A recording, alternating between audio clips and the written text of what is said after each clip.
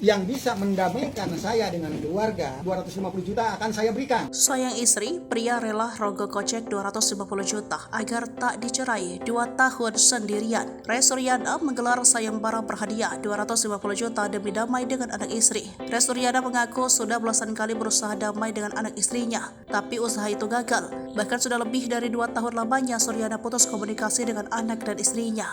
Puncaknya, Ray Suryana kini tengah menghadapi gugatan cerai dari sang istri.